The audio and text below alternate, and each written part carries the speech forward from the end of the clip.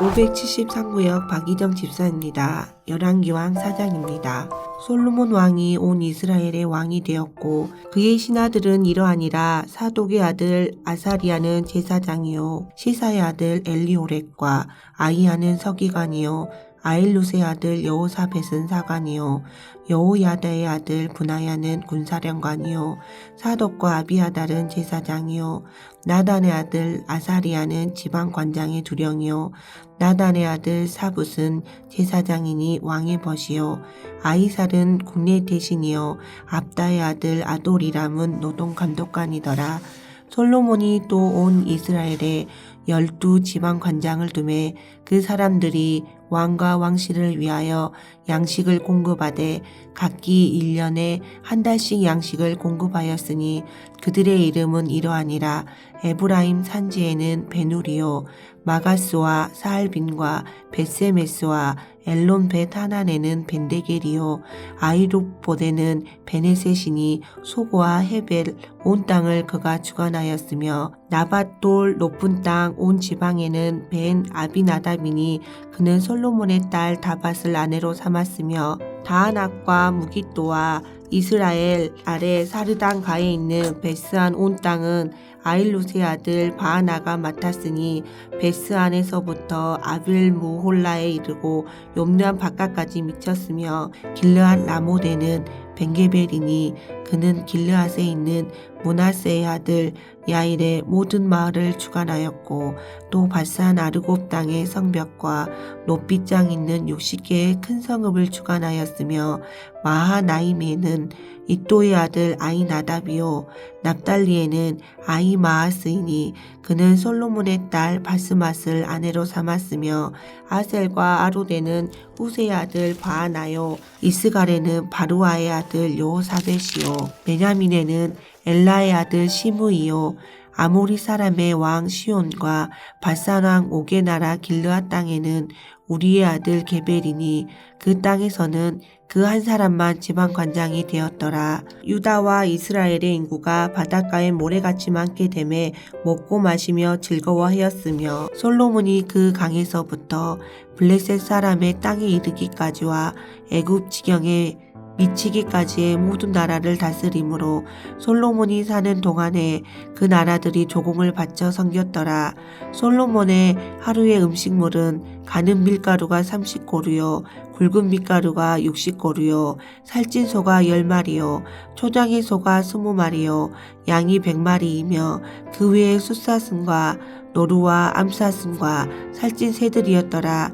솔로몬이 그 강 건너편을 딥사에서부터 가사까지 모두 그 강 건너편의 왕을 모두 다스림으로 그가 사방에 둘린 민족과 평화를 누렸으니 솔로몬이 사는 동안에 유다와 이스라엘이 단에서부터 부엘세바에 이르기까지 각기 포도나무 아래와 무화과 나무 아래에 평안히 살았더라. 솔로몬의 병거의 말 외양간에 4만이요 마병이 12,000명이며 그 지방 관장들은 각각 자기가 맡은 달에 솔로몬 왕과 왕의 상에 참여하는 모든 자를 위하여 먹을 것을 공급하여 부족함이 없게 하였으며 또 그들이 각기 직무를 따라 말과 춘마에게 먹일 보리와 꼴을 그 말들이 있는 곳으로 가져왔더라. 하나님이 솔로몬에게 지혜와 총명을 심히 많이 주시고 또 넓은 마음을 주시되 바닷가에 모래같이 하시니 솔로몬의 지혜가 동쪽 모든 사람의 지혜와 외굽의 모든 지혜보다 뛰어난지라. 그는 모든 사람보다 지혜로워서 예스라 사람 예단과 마올의 아들 헤만과 갈골과 다르다보다 나음으로 그의 이름이 사방 모든 나라에 들렸더라.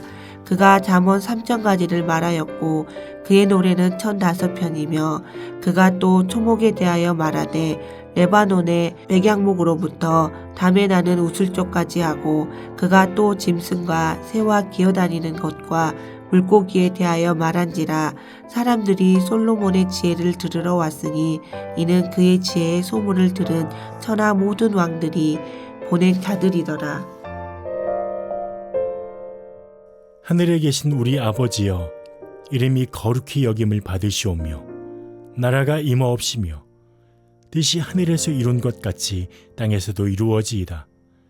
오늘날 우리에게 일용할 양식을 주옵시고 우리가 우리에게 죄 지은 자를 사하여 준 것 같이 우리 죄를 사하여 주옵시고 우리를 시험에 들게 하지 마옵시고 다만 악에서 구하옵소서. 대개 나라와 권세와 영광이 아버지께 영원히 있사옵나이다. 아멘.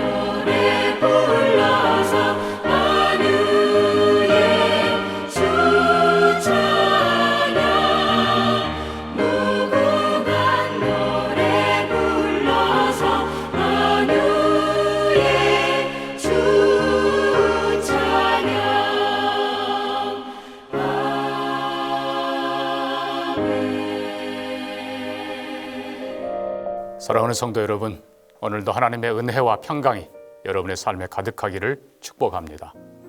오늘은 요한복음 17장을 함께 보겠습니다. 제가 1절에서 3절까지만 봉독합니다. 예수께서 이 말씀을 하시고 눈을 들어 하늘을 우러러 이르시되 아버지여 때가 이르러 싸우니 아들을 영화롭게 하사 아들로 아버지를 영화롭게 하게 하옵소서.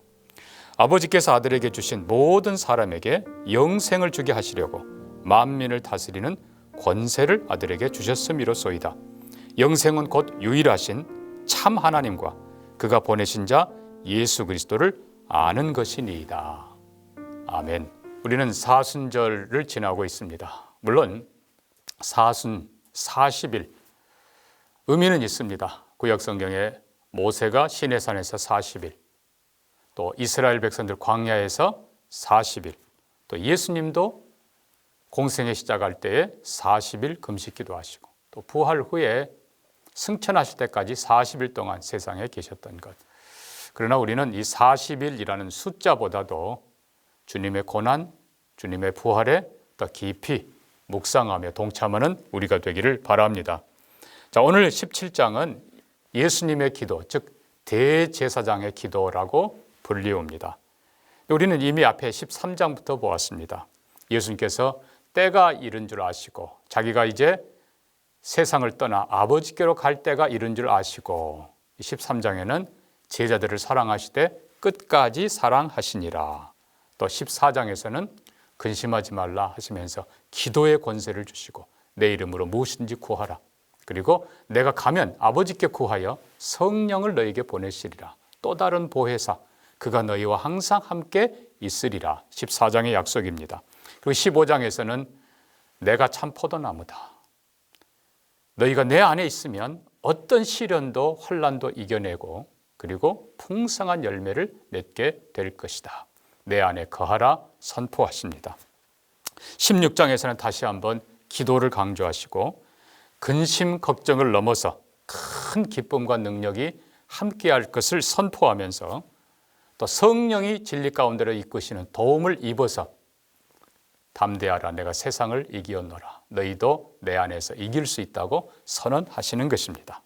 자, 이제 이 말씀을 하시고 오늘 17장 대제사장의 기도를 드리십니다. 먼저 우리가 보면은 아버지여라고 예수님 부르는 것을 봅니다. 또 물론 그 앞에 보면 눈을 들어 하늘을 우러러, 하나님, 하늘에 계신 하나님을 향해서 아버지여라고 부르십니다. 이 예수님께서 또 마태복음 6장 보면 너희는 이렇게 기도하라 하늘에 계신 우리 아버지여, 하늘에 계시는 그 하나님을 향해서, 그리고 담대하게 예수 그리스도는 당당하게 아버지여라고 부르는데 우리에게도 예수 안에서 이제는 하나님을 아버지라 부르도록 가르쳐 주십니다.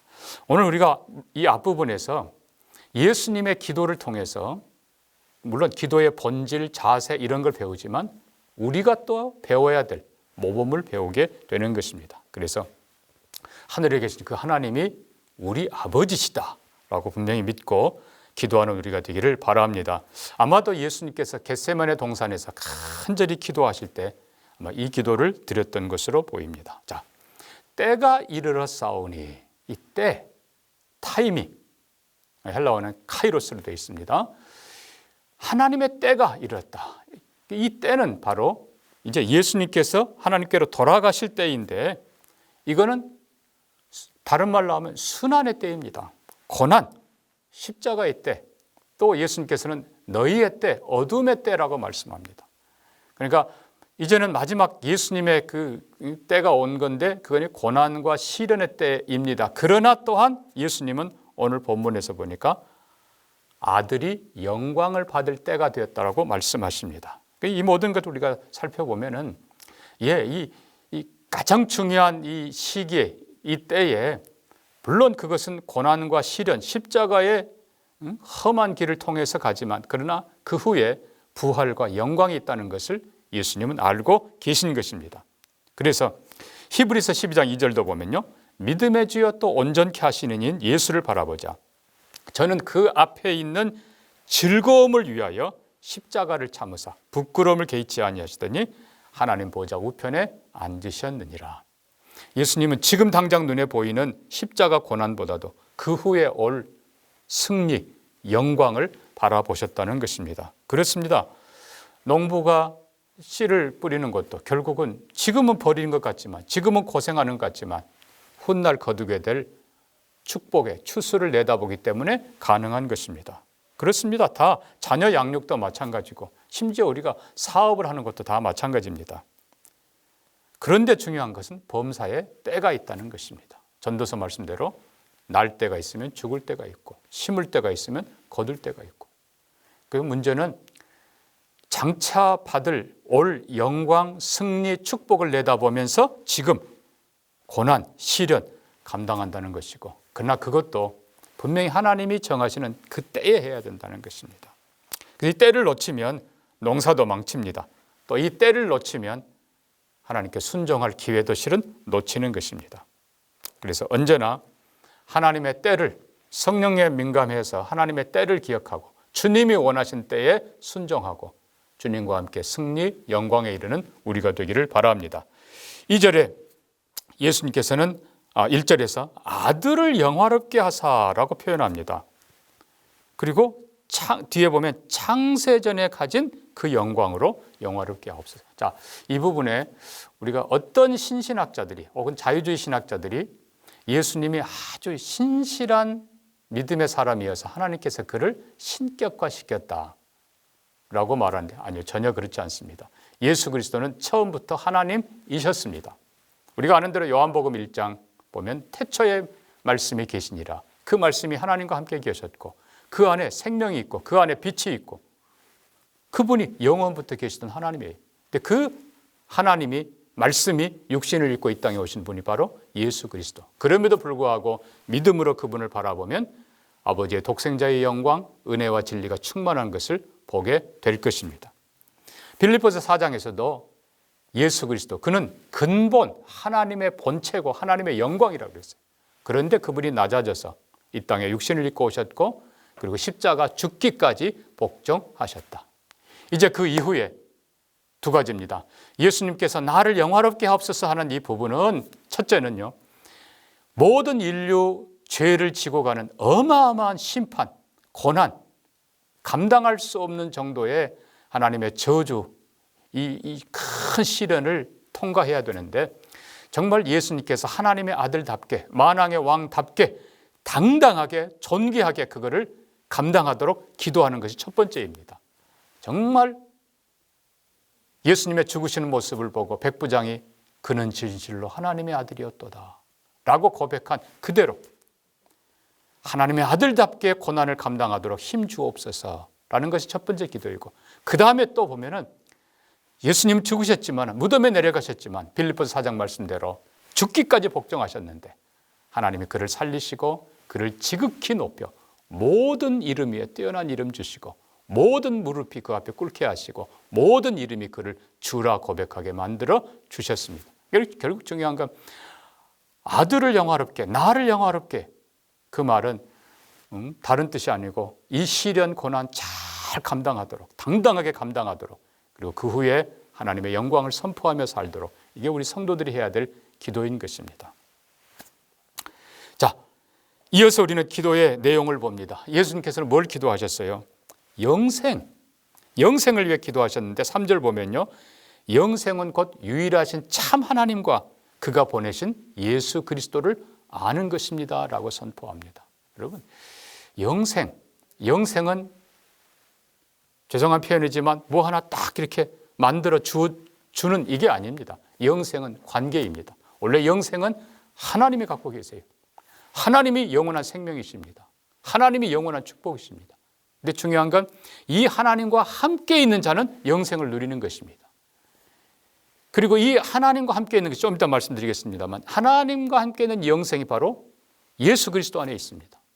그래서 예수 그리스도 안에 있는 자는 영생을 누리는 것입니다. 지금도 그렇고 영원한 나라에서도 그렇고 영생은 관계입니다. 자, 그래서 영생이 뭔가? 참 하나님을 아는 것, 또 다른 표현으로 하나님을 바로 아는 것, 그리고 그가 보낸 아들 예수가 그리스도임을 바로 아는 것. 여기 안다라는 표현은 인격적인 교제입니다. 내가 누구를 안다 그러면 내가 아는 것도 중요하지만 그분이 나를 아는 것도 중요한 거예요.